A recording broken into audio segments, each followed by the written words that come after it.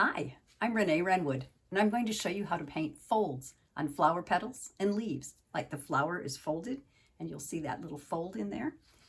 So just like on this little painting here, we've got a flower petal here with a folded edge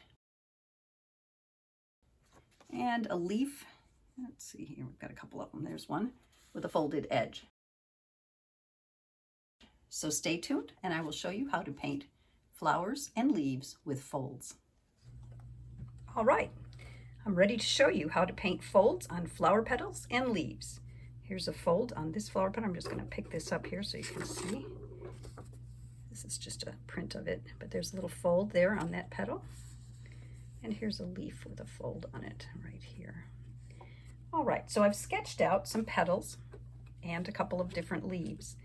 And I'm going to use a number, I believe this is a number 6.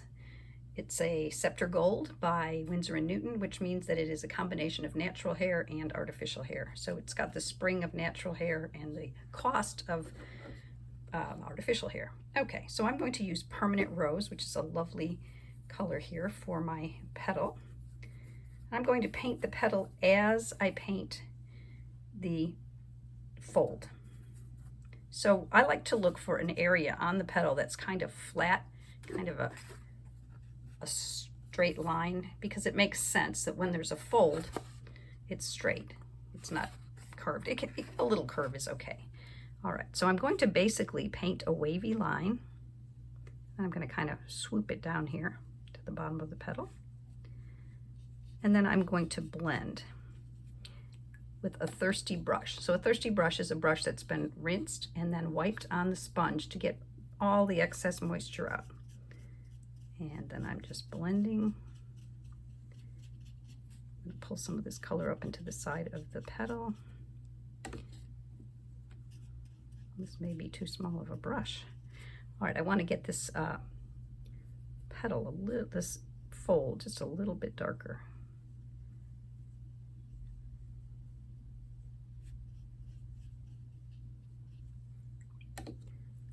Oops, a little splatter. Always adds a nice touch to have some splatter. All right, doesn't that look like that petal is folded over? Fantastic. I'm going to switch to my larger brush because these petals are big enough. This is a number 10. It's a Princeton brush. I think it's all unnatural fiber, which is fine with me. No weasels had to have their tails pulled out. All right, so this one has kind of a flat place at the top. Actually, it kind of has 2 flat places, so maybe we'll put 2 folds in it. All right, so it's got a little fold there. And then let's add a fold here. Kind of like that last one we did.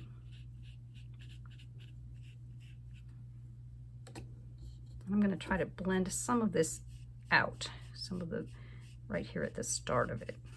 Just kind of blend it out.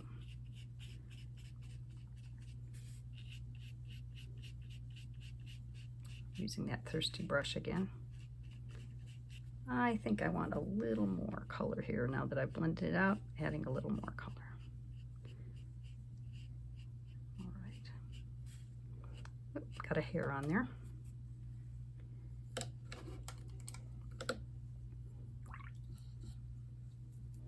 All right, on this one, looks like it's flat on this side. So one of my favorite things with watercolor is that I can just turn my paper to make it convenient for me. So I'm going to put my fold right here.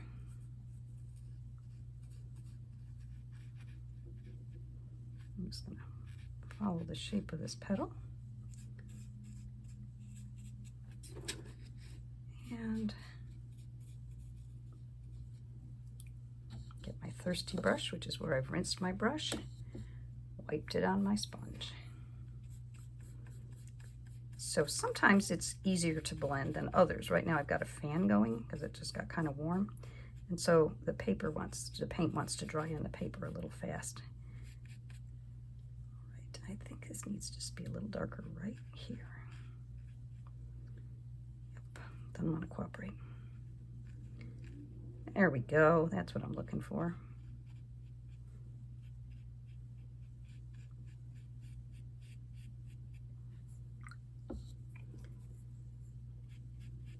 So it's really not a big deal to paint a folded petal, but it really adds something to your painting. Makes the plant look much more realistic because they do have folded petals. All right, let's look at that. Oh yeah, that looks great. Okay, now this one I already painted, so I'm going to use a little darker color to put the fold in. Let's see, I think this is Theo Violet. It is, and for some reason it doesn't come in the professional grade. All my paints are professional except this one.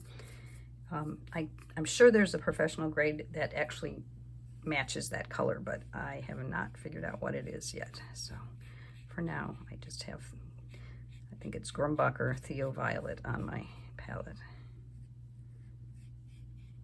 So pretty similar to this one. But I have to blend. Right now it doesn't look like a fold, it looks like abstract petal. So once I blend it, ooh, that's this nice staining color. It really wants to not blend. That's staining colors just go right down into the paper. All right, I think that's good. Let's get that corner there.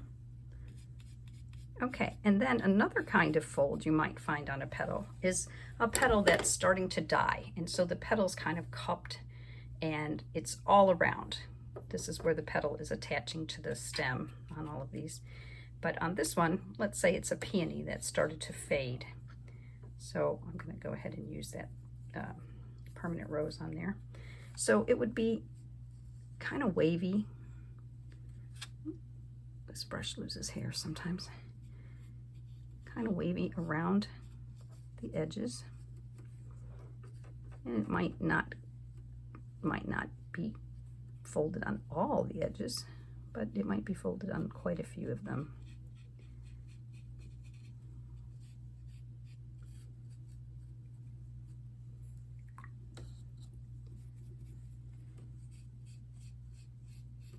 And another thing that we might see in a cupped petal like this is that it might be darker kind of towards the center. So I'm going to add a little darkness here, maybe even more, maybe even a little alizarin crimson, which is just a shade darker, a little shade redder.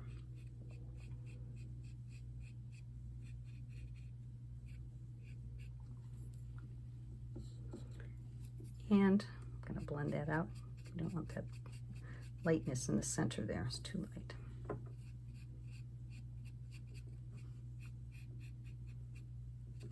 All right, so it's an illusion that the plant has folds and that it's cupped, but I think it's a pretty effective illusion. So that looks like it. I'm going to go ahead and just make a little spot here where it's, yeah, that helps too.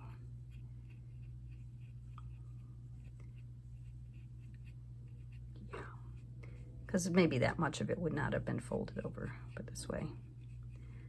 Just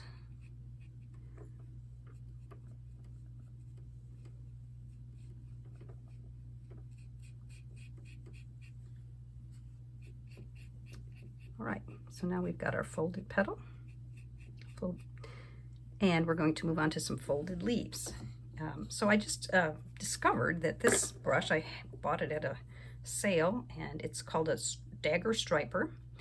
And I just discovered that it's amazing for leaves. So I'll do some leaves with this and some leaves with my regular brush. All right, so I'm going to use some sap green just to paint a leaf. It has such a nice sharp point that it really gives it a nice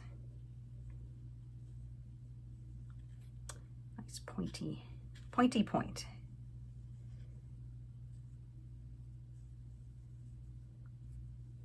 I'll come back in with my other brush to paint the folds on this with a different color. Oops, where am I here? I'll get this one too.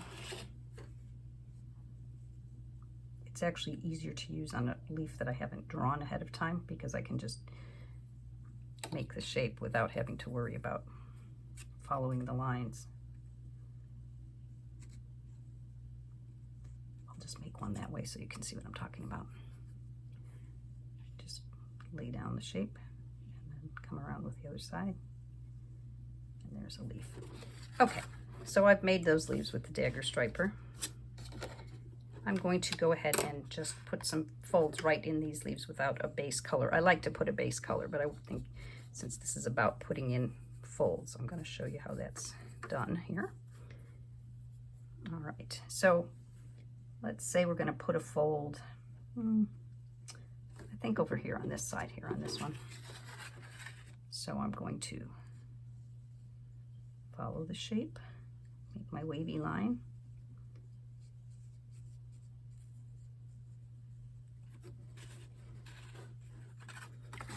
Get my thirsty brush and blend. So it's really the same process that I used with the petal, only green and not pink. This leaf though is a little different. It's got a horizontal, no, not a horizontal, it's got a lengthwise fold. So, in fact, I'll show, okay, so the inside of the leaf is going to be darker. So this is the inside right here. That's the part that's folded over. So this is dark because it's, and so I can blend, or I can just paint the whole inside with the darker color. So this part of the leaf would be painted lighter. All right, let's see here.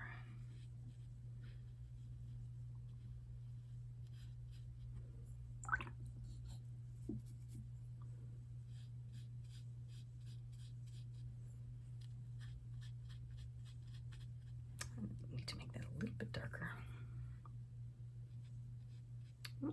Brush is a little too dry.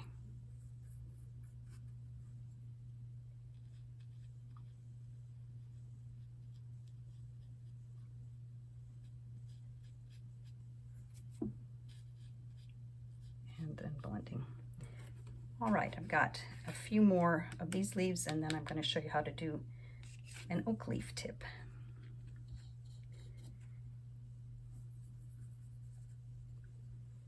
So once again, making my little wavy line.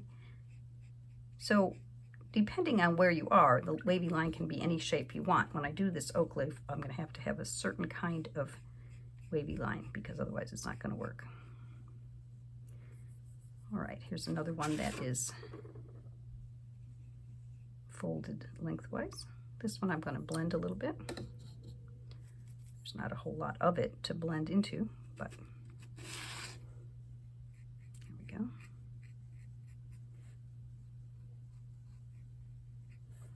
There. Now this leaf is folded in half. That's the horizontal leaf. So here's the stem, and this part is, we're seeing the back of the leaf here. So I would put some, oops, not that dark, some sap green on there. Kind of a lighter shade. This is the front of the leaf, the top of the leaf, and that's the bottom of the leaf.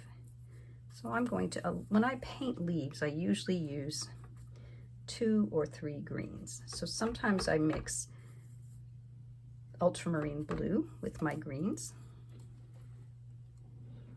and sometimes I mix burnt sienna to get a browner green. I think I might need a little more burnt ultramarine blue there. Too much water.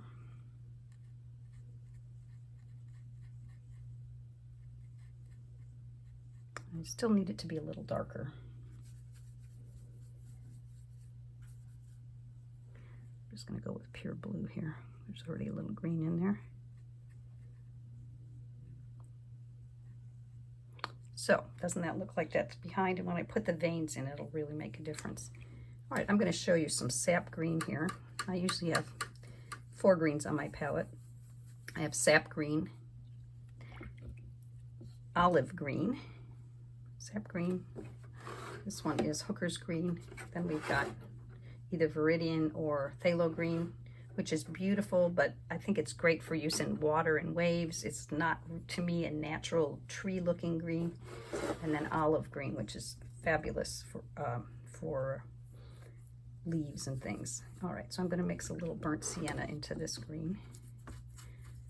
Get kind of an orangey, brownish green. Gives a nice effect there. Green. All right, so I'm going to go ahead and do these. I think this one would be at the top of this leaf. So then that ends up having a little color in the fold rather than just having it be white. Same thing with the flowers, you can do that. All right. This leaf looks like it's already folded, so we're just gonna take it a little further. The color doesn't want to come out very dark. Let's add a little more pigment there.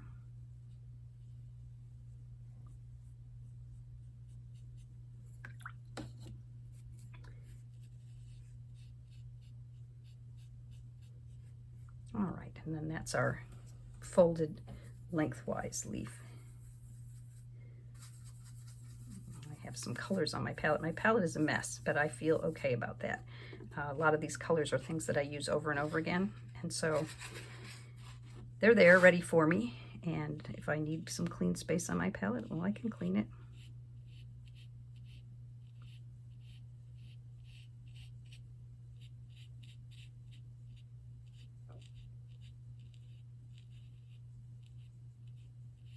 All right, and then I'm going to blend that out.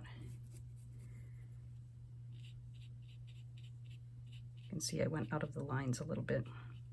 That's just a little oopsie. We can fix that easily by just kind of wiping it with our brush and dabbing it with a paper towel. I'll take off most of that excess. If I was to put a background around that, you wouldn't even see it. Okay, now my oak leaf. So you can see that the ends of the leaves, tips of the leaves are pointed, and they have 3 points. So my fold has to look like that because that's what's folded over. So I'm going to use burnt sienna there. I think I'll use my smaller brush here. That's a little tiny space.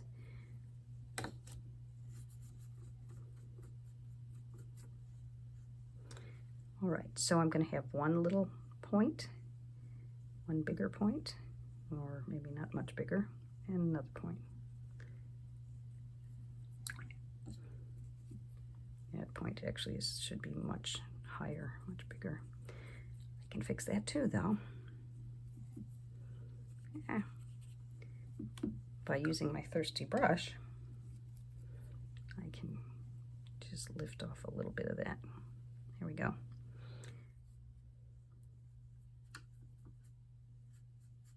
All right, here I am. I'm going to go ahead and put those points in.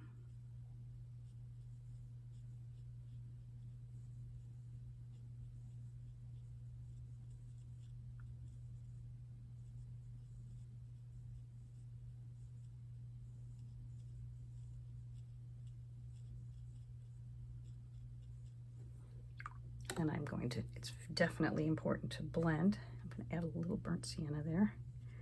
So we can go from darker brown to medium brown back to our pale center color of our leaf.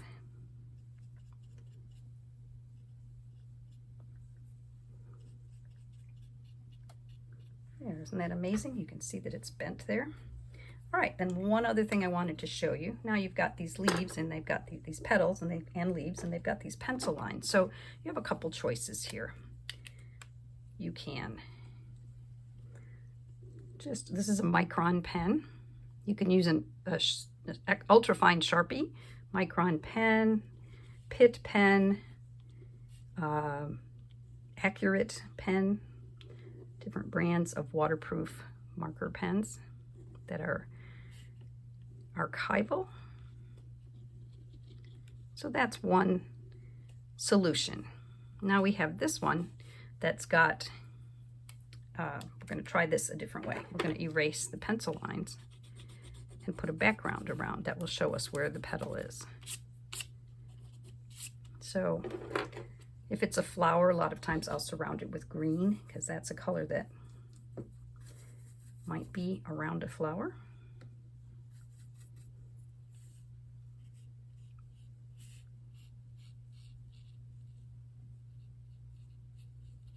So when I do a background around a flower, I like to soften the edges. And I don't want just a circle of green around it. I'm going to soften all those edges. Then I would add other colors, maybe even some of the colors that are in the flowers.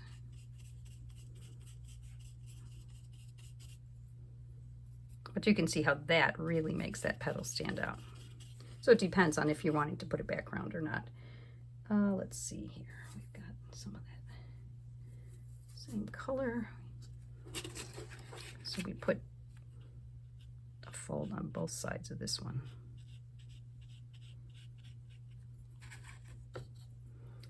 So there's something called lost and found edges. And a found edge is where I can see the whole outline of that petal. A lost edge is where I don't see the whole outline, I see part of it.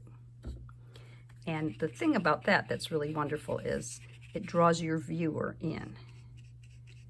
And they have to make up where that petal is going from there. In fact, I'm going to kind of take it out this way. So we have a little bit of the white here and the white here that are just combined. And where does that petal actually end? Nobody knows, but the viewer will create it with their mind, and it'll keep them interested in your painting for a longer time. Okay, and what else was I going to show you? So you can also use your marker to put veins. I usually try to put just a few. I don't want to get too detailed because it can be too much. It can just be too much. I can also surround this one with my marker, and I don't have to follow it exactly. You can see how I made the tip go beyond the tip. That's kind of a nice little trick. And I could outline my fold or not. That's just another choice that I could make. Well, I guess I'll outline my folds on this particular little one. But again, you can make your little veins. Oh, let me do that in this one because this is really going to make a difference here. All right, and then we have the vein coming up here, so you can see it's folded. Unfortunately, I splashed a little paint right by it, and so I have to scrub that out. And if I can't get it out with this, I have a scrubber brush, but I'm not going to use it right now. So the other option is to put veins in your leaves with a liner brush. It's also called a rigger, and it's very thin and very long. It's much longer than this. The hairs are much longer, so it holds a lot of paint. It's called a rigger because it's used to make rigging on ships. It's also called a liner because it's used to make lines. Oh boy, really? Yep. Okay, so I'm going to make my veins on this little oak leaf. I like to kind of follow the vein into the stem, otherwise it's kind of weird. Why is it there but it's not? Why does it stop at the stem? Let's see, it makes nice thin lines. You can just lift it up at the end.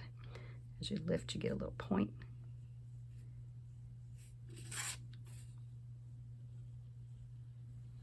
And that is how to make folds in petals and leaves.